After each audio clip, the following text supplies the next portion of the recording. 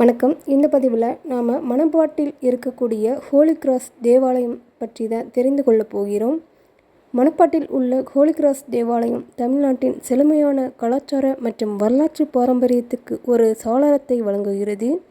மகத்துவமான காட்சிகள் கொண்ட இந்த தேவாலயத்தின் சிக்கலான கலைப்படைப்பு மற்றும் கட்டிடக்கலை கடந்த காலத்தின் கலை பிரகாசத்திற்கு ஒரு சான்றாக இருக்கிறது. தேவாலயம் மற்றும் அதன் சுற்றுப்புறங்களை நீங்கள் ஆராயும் போது மணப்பாட்டின் துடிப்பான உள்ளூர் கலாச்சாரம் எளிதாக உங்களை கவர்ந்துவிடும். இந்த நகரம் பல்வேறு வகையான தாவரங்கள் மற்றும் விலங்கினங்களின் தாயகமாக உள்ளது. மேலும் இந்த அழகிய இடத்தின் இயற்கை அழகை ரசித்து நகரத்தின் பசுமைக்கு மத்தியில் நீங்கள் உலா வரலாம். இந்த தேவாலயம் உள்ளூர் மக்களின் இதயங்களில் ஒரு சிறப்பு இடத்தை பிடித்துள்ளது. இது தலைமுறையாக அதன் பாரம்பரியத்தை பாதுகாப்பதில் ஒரு கருவியாக உள்ளது. தேவாலயம் கலாச்சார மற்றும் சமூக நடவடிக்கைகளின் மையமாக செயல்படுவதால் அனைத்து தரப்பு மக்களையும் ஒன்றிணைத்து ஒற்றுமை மற்றும் சகோதரத்துவ உணர்வை வளர்க்கிறது.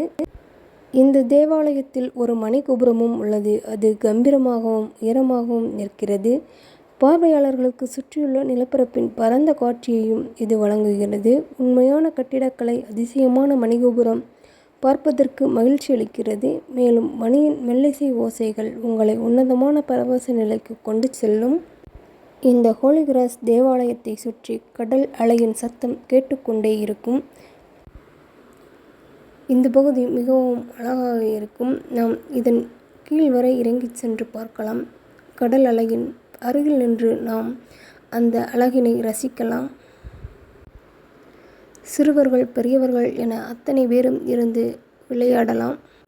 இந்த தேவாலயத்தின் சுற்றுப்புறம் மணற்பகுதிகளால் நிறைந்து இருக்கிறது. இந்தியாவில் உள்ள தமிழ்நாட்டின் பரந்த நிலப்பரப்பில் அமைந்துள்ள மணப்பாடு என்ற அமைதியான நகரத்தில் ஒரு அற்புதமான மற்றும் புனிதமான இடம் உங்களுக்கு எது என்று கேட்டால் இந்த மணப்பாடு ஹோலி கிராஸ் தேவாலயம்தான். இது கட்டிடக்கலை புத்திசாலித்தனத்தின் சான்றாகவும் நம்பிக்கை மற்றும் கலாச்சார மகத்துவத்திற்கு ஒரு சாட்சியாகவும் இருக்கிறது. இந்த சர்ச்சுக்கு அருகில் கடற்கரை இருப்பது மேலும் அழகாக இருக்கிறது. மாலை நேரத்தில் இந்த தேவாலயம் சென்று நாம் பார்த்தால் மிகவும் அழகாக இருக்கும்.